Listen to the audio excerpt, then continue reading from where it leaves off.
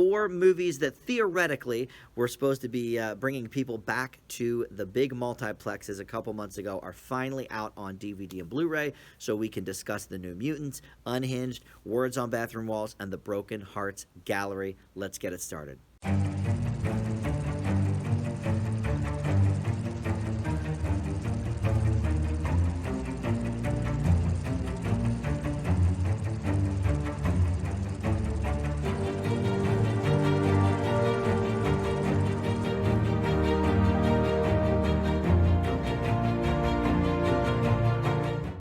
Hey everybody, it's Dan here with Dan Reviews It. Welcome to this week's movie reviews.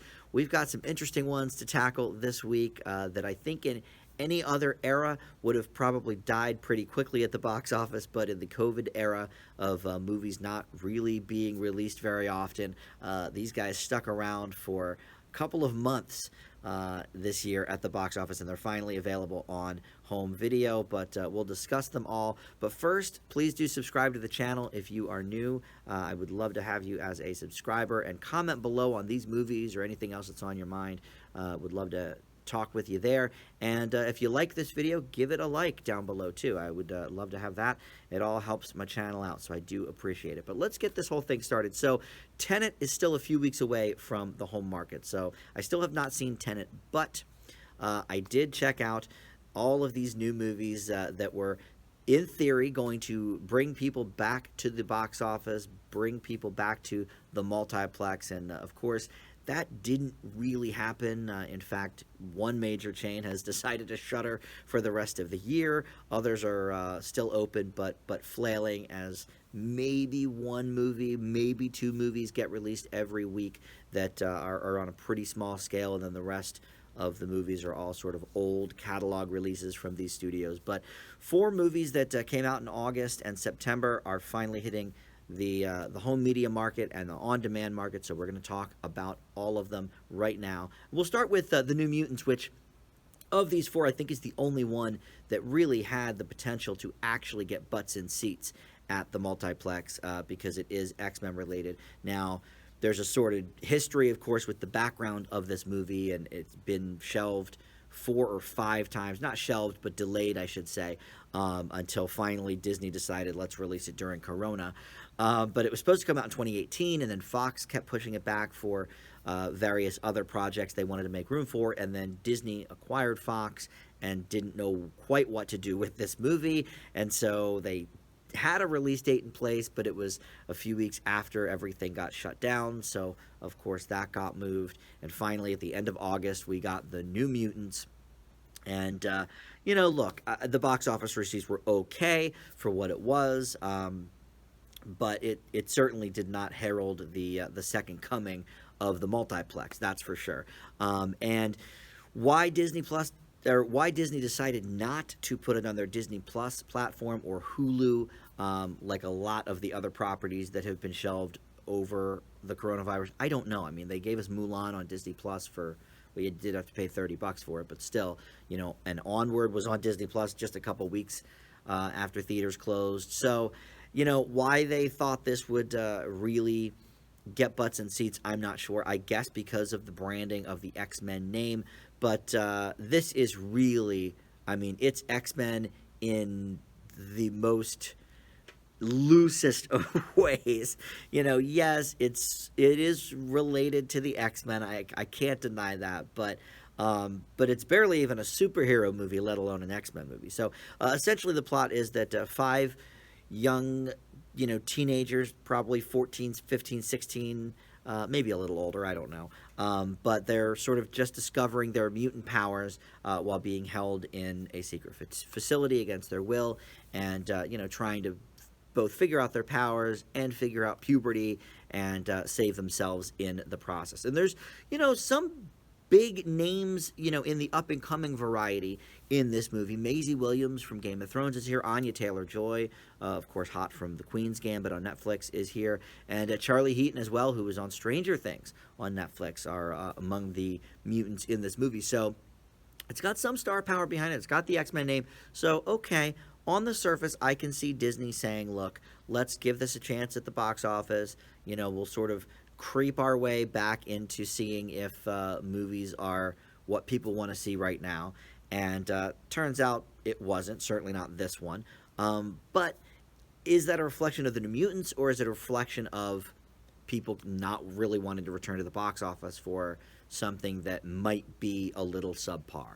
You know, like if they kept the James Bond movie, now I know that's not Disney, but if they kept No Time to Die on the schedule for November, maybe, you know, people would have come out for that. I don't know. Although I guess now that the coronavirus numbers are rising again, probably it's best that they're not. But anyway, this movie, I'm so glad I did not decide to risk, you know, killing my family members from COVID by going to see this movie, because it is very, very bad.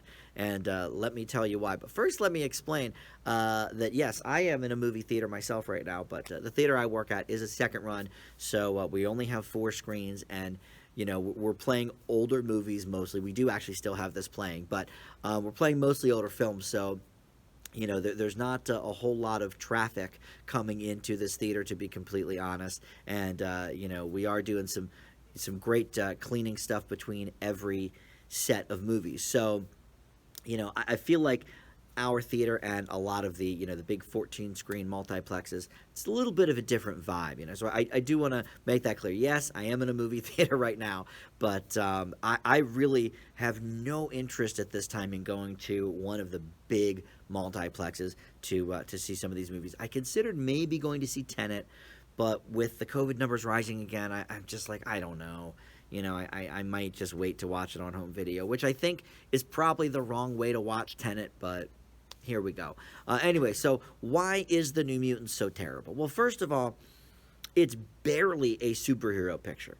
It reminded me a lot of the Fantastic Four they did a few years ago, where literally just like nothing happened in it for the first hour plus. There was no superhero stuff. I mean, this had just the hint of it because they're at least trying to discover their powers and stuff, but it becomes more of like a let's have therapy and let's sit around and talk about our teen problems, and then it becomes a romance for a little bit, and nothing really gelled at all in that way. And there's just not much going on with the characters. They're not interesting enough to really get invested in, and all of the accents are horrible. And I like Anya Taylor-Joy so much, and she's done some really great work lately. Emma and The Queen's Gambit were both great, but her Russian accent is really lazy. Charlie Heaton's Southern accent is just not even to be believed. It's so bad. You know, Maisie Williams is fine with her Scottish accent. She might be Scottish. I honestly don't know, but she was fine. But Anya Taylor-Joy and Charlie Heaton, horrible with the accents. You know, took me out of the scene every time because it became laughable. And then a lot of the movie is just sitting around and talking, and they're in group therapy now, trying to, you know, calm themselves down so their powers don't come out, and this, that, and the other thing, and it's just so boring that when I think of a superhero movie, I don't think boring. Even a bad superhero movie usually has some action stuff going on. And now there is some horror type stuff that they throw at us at random times, and it's not done very well. It's you know, it's not necessarily jump scares, but it just seems so forced. You know, each one has sort of a demon to deal with, you know, of their own. Sometimes they're not even real. Sometimes it's in their mind, and we see that a couple of times. But it's like, either way, I was not scared at all in this movie, which I think is what they were going for. I mean, it's sort of supposed to be like a superhero horror film, but there was barely any superhero stuff. The horror was inadequate, and the acting and the script was just, I mean, it left so much to be desired. At one point, a couple of the cast members are sitting around watching an old episode of Buffy the Vampire Slayer, and all I could think of was, oh man, just show this episode for the rest of the movie, because I would much rather be watching Buffy. Like when people are watching something in a show or a movie, characters, you don't, as the audience, want to be in their shoes watching what they're watching instead of watching this movie or show that they're in. Like, that's the kiss of death. You know, because that means that obviously they are not getting something right. And this one, I don't think gets really hardly anything right. I can see why it was shelved for so long. I don't know if there's a different cut of this movie somewhere that maybe people, it will give us sort of a better understanding of why this movie needed to exist in the first place. I don't know. So here's the deal. Maybe this is undeserved as a grade for the New Mutants. It might be. But I am giving this an F because I was insulted that this movie, A, felt the need to exist in the first place, B, wasted the talent of Anya Taylor-Joy, and C, that Disney had the audacity to want people to risk getting COVID at the multiplex to watch this movie. Sometimes I give out Fs that I'm like, well, maybe it doesn't deserve it. Jack Reacher, Never Go Back is a great example. Like, maybe it didn't deserve an F, but like, it was the seventh or eighth dumb action movie every single week in a row for like 2 months that one summer, and I was like, I just enough of this. And that's just how I feel about this. There's no reason for this to exist. I got no pleasure in watching it. If this was supposed to start a new X-Men type franchise, I hope it really does not, because I have no interest in seeing any of these characters again. Their backstories were, for the most part, kind of bland and, useless. And I just, maybe it's a little harsh, I don't know, but this was just a nothing movie. Certainly one of the worst I've seen all year. So let's move on to Unhinged. This is Russell Crowe, and it's another sort of in the horror vein. It's certainly more of a thriller, I guess, but I would call it maybe a suspense movie or an action movie.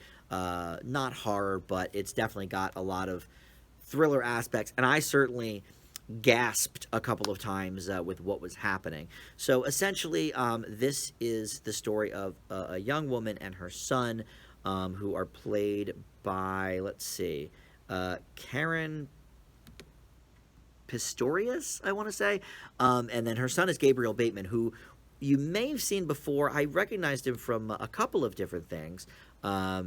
He was in American Gothic, for one thing, a couple of years ago on CBS, but he was the kid in Child's Play. He was in Lights Out. He did Annabelle. So he's done a lot of the more horror themed movies of the last few years in, sometimes a smaller role, but in Child's Play, he was, the lead kid. Cute kid, good little actor. And the mom was fine, I didn't really recognize her from anything. But Russell Crowe is really the reason to see this movie. So basically, they're out on this highway, and she finds out that she got fired because she was going to be late because the traffic was so terrible. And then the kid, he's having trouble with his real dad, because they're divorced, and now he wants to go see his dad, and that's an issue. So she's having a very bad day when she pulls up to this stoplight behind a pickup truck, honks her horn a couple of times real hard at this dude, wants to turn scream because he is just not moving. So he catches up to them at the next light, has them roll the window down, and basically threatens them and says, look, you need to apologize to me for being so rude with your horn and this and that. And she was like, I'm not sorry, da-da-da-da-da. And he's like, look, you're going to find out what a bad day is. And for the rest of the movie, it's basically him stalking her, attacking people she loves, and that kind of thing. And it's a road revenge picture. Most of it does take place on the road, which is a little bit interesting. I mean, it adds some some urgency to the matter, where it's like in a lot of places there's nowhere for her to go.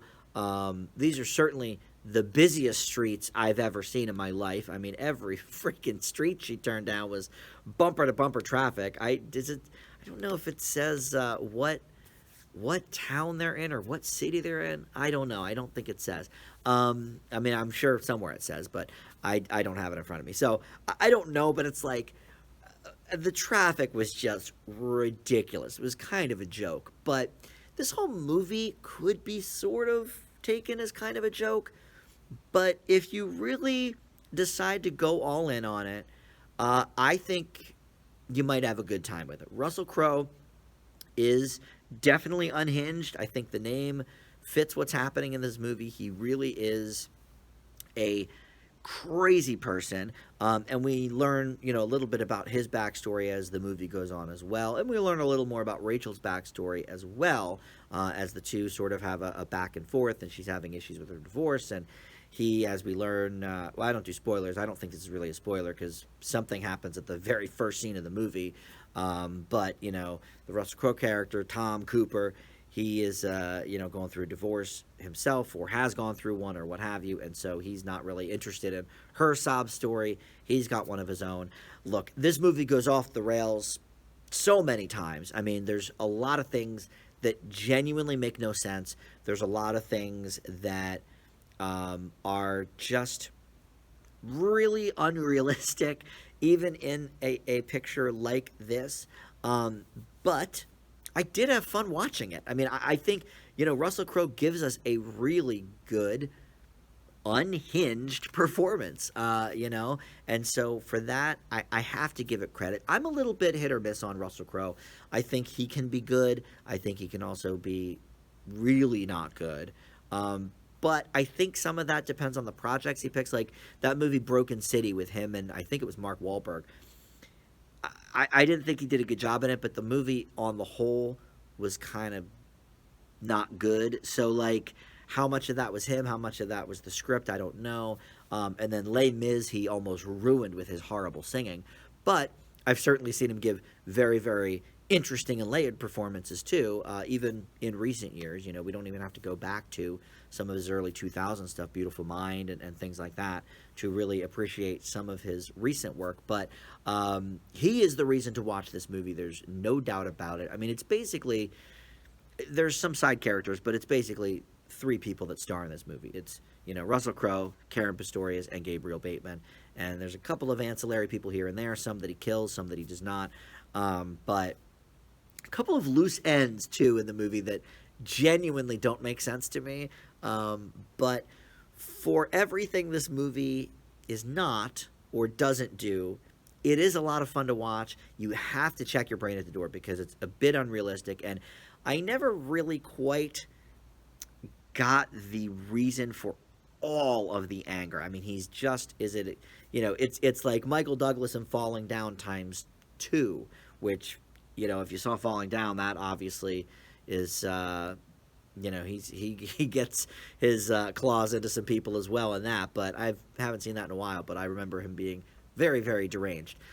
This is like that, but, multiplied, I think, even. But through it all, I can't say I disliked this movie. It's not that good, but it's also not that bad either. So I'm going to leave Unhinged with a C+. I think it skirts by with a very slightly positive grade. All right, so let's talk about Words on Bathroom Walls. Our last two films are one's a romantic drama, one's a romantic comedy, but both sort of are definitely off the beaten path of your typical romance movies because I don't think romance is at the center of really either of them.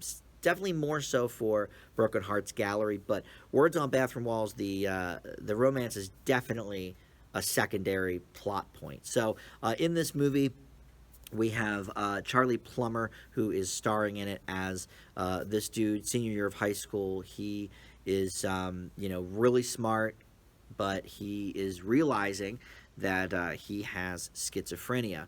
And so he has to switch schools because of this horrible incident that happens in the first scene of the movie. And you may have seen it in the trailer involving a science class. But so then he moves to this other school that is, a religious school. They're Catholic. They're definitely more uptight about, keeping up appearances and doing the right thing and not getting into trouble and all that kind of stuff. And what's the character's name? Adam has a hard time kind of doing that because of his illness, and he's on these meds that sort of work but sort of also make things worse sometimes, and all that stuff. So now Charlie Plummer has done a couple of things that I noticed him in. Let's see here. but they were all like really kind of minor stuff or like TV stuff. Okay, so he's the star of the TV show Looking for Alaska on Hulu, which, by the way, I did review on my TV review show and gave it a very positive grade. So he's kind of one of the stars of that. He was on Boardwalk Empire for a couple years, which I didn't watch when he was a little younger. But other than that, you know, he hasn't really done a whole lot. But he is really good in this role, and it is a hard character, I think, to pull off with authenticity and not have it be a joke, you know, not have it be sort of, you know, played for laughs, and not have it played too over the top. I think this Charlie Plummer really, really got it down right. And I say this as certainly not an expert in schizophrenia, but in the last 3 years or so, I've known two guys that were recently diagnosed with schizophrenia. And, you know, looking into it, it does usually show itself around the age of 18 through 20. So senior year of high school is, you know, right about in that wheelhouse. So certainly, you know, this is something that the filmmakers wanted to really showcase as, you know, look, it's a possibly debilitating thing, but, you know, doesn't mean that we don't love these people. You know, it's not these people's fault that they have this mental illness. It really takes a very loving look at the schizophrenia issue. And there's a couple of other real good people in here. Andy Garcia plays one of the priests at the school that he kind of confides in. Walton Goggins is here as his mom's boyfriend, who I guess, you know, they're maybe going to get married, and Adam is like, where do I fit into this? Or maybe they already are married. Maybe it's a stepdad. But yeah, so, you know, he's got to deal with, you know, a new baby on the way from his mom and his stepdad, and deal with this girl at this new school that he kind of really is taking a shining to while keeping his schizophrenia from her. And then he's got to deal with his own mental illness. This is a very, very loving look at people with schizophrenia. And it's something that we don't really see hardly ever on TV or in movies, at least portrayed realistically. We typically see, you know, maybe they are the killer, and we realize, oh, they have schizophrenia, you know, sort of revealed. Oh, that's why they killed everybody. And really, it is a scary, scary mental illness, and I think this movie highlights it very, very well. And obviously, not everybody that has it is going to have the same exact results from it, but at least, you know, from the guys I've talked to and from the stuff I've read about it, and it's not just guys, but the two people I know in my life that have it are both men. But it is more common apparently in guys. But anyway, you know, they really are taking a loving approach to this, but it is scary. You know, the voices in your head and the visions you might be seeing sometimes are telling you to do some really, really bad stuff. And so you really, at least I really felt for this Adam character, and I thought Charlie Plummer played him perfectly. You know, a couple of criticisms I have about it, and they're not major issues, but, you know, look, because it's not necessarily a romance movie, the romance is, you know, arguably the weakest element of the story, or maybe the family dynamic with the new baby on the way and the stepdad. I'm not sure if they needed to throw the new baby in as part of it. You know, I think we had enough kind of to deal with for Adam, but I think this gives a lot of people that maybe don't know a lot about schizophrenia and what it really is and what it really can do to people, and their mental health. I think it gives us a really, really good look at that, without being pandering, without being too over the top, and really without being at all nasty about it. And so I really appreciated that. I was very surprised by this movie. This is one that I had rented from Redbox, didn't even know what it was about. I didn't even watch the trailer until after I watched the movie, because if you know me, you know I hate trailers. They give away too much in the movie. Um, but I always say some of the best movies I've found are ones that I literally had no idea what they were going into them. Words on Bathroom Walls is certainly up there in that camp for me. I really, really enjoyed it. It gets an A minus from me. So finally, we have the Broken Hearts Gallery, and this is a romantic comedy. Again, though, kind of like the last film, I'm not sure that the romance is the central aspect of this movie. Certainly, romance in general is, but I'm not sure that the romance of the main two characters is the most important plot of this movie. So essentially, this is a movie where this 20-something art gal named Lucy Gulliver, played by Geraldine. I don't want to wreck her last name, but it might be Viswanthan. And she was in Blockers. You may have seen her in that. She played John Cena's daughter in Blockers. And basically, she gets dumped by her boyfriend, and as well gets fired from her job kind of around the same time. So she meets this dude who she thinks is her Uber driver. Turns out he's not. And his name is Nick, played by Doc Ray Montgomery. And they end up chance encountering again, maybe a week later or something, and she creates a pop-up space, an art gallery of her own in this hotel that he's hoping to start, called the Broken Hearts Gallery. She's kind of a hoarder, as we see in the beginning of the movie, so she's got a lot of stuff from different exes all over her room, all over her apartment, and so she starts this Broken Hearts Gallery by pinning some of her own things up and inviting people on social media to do the same. It takes off, and she becomes this sort of underground superstar, so to speak. But anyway, that's like really the main part of the movie. Then the romance is sort of secondary, but it's there certainly as part of the film, and that's where the film really kind of is a little bit more pedestrian.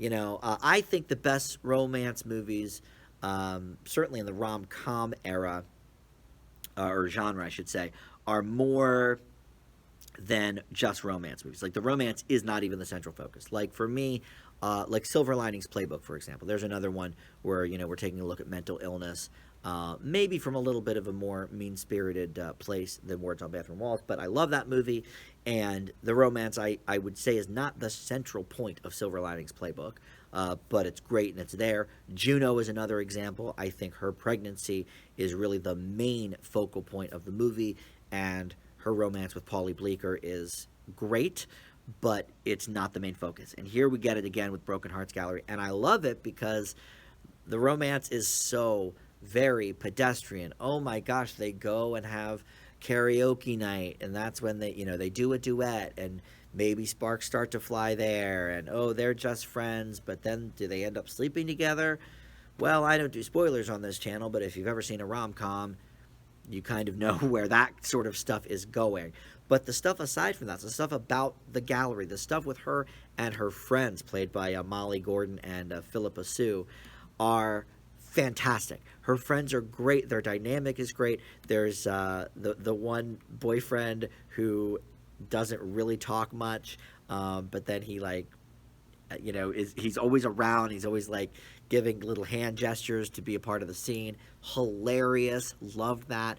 I laughed out loud a lot in this movie. I really think that Geraldine, that plays Lucy, she is a star in the making. I think this might be one of the last times people have trouble with her last name, because she is, I think, a comedy star in the making. She was definitely one of the bright spots in Blockers. I thought Blockers was a bit mixed, but she was definitely a bright spot in that, and she's just incredibly funny here in her first starring film. So, gotta give her credit for that. I wouldn't say she carries it, because it is more of an ensemble picture, but the romance is certainly by far the most pedestrian part of the movie. Bernadette Peters is here as well as her former boss, Eva Wolf, who, word gets back to her about the Broken Hearts Gallery as well. There's also a little bit of an interesting sort of, I don't know, side, it's not even a side plot, but just a sort of something that they employ throughout the picture, which is videos from, you know, people's phones or whatever, of people describing the item they're bringing to the Broken Hearts Gallery, and why, and what it means to them, and who broke up with them, and what happened, and why it means so much to them, and da da da da da. And I kind of like that. The first couple, there was no real context for it, but then when somebody actually brings something into the Broken Hearts Gallery, Lucy grabs her phone and is like, hey, do you mind if I record this for our socials? And so then whenever you see it throughout the rest of the movie, you're like, okay, so this is somebody that's actually brought something in. This is a real story. It's not just the character like doing a monologue or something. And that really was a cool kind of thing to see too. So overall, I really liked this movie. I wish the romance was a little bit more a little less obvious, I guess I should say, a little less on the nose. Anything with a karaoke scene in a rom-com automatically takes it down one little grade point for me, because I can't do the karaoke anymore in movies. It's so tired, whether it's at an office party, whether it's at a rom-com, whether it's whatever, friends on, going out for a night on the town. It's just lazy. I haven't seen too many recently that really made me think like, wow, that added a lot to the movie.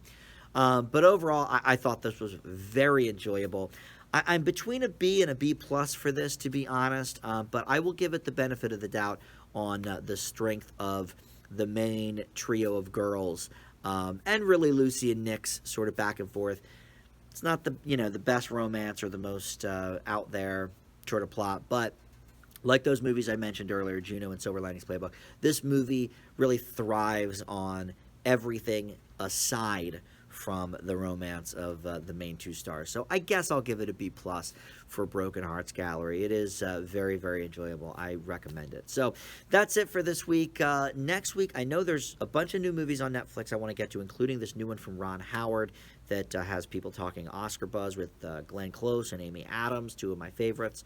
So I'll tackle that next week with some of the other recent Netflix movies. And then Tenet comes out in a couple of weeks on DVD. So before Christmas, I will definitely try to have a Tenet review for you. Unfortunately, I will probably be seeing it on the small screen, but that does happen. And that's it. Thanks so much for watching. We'll see you next time. Bye.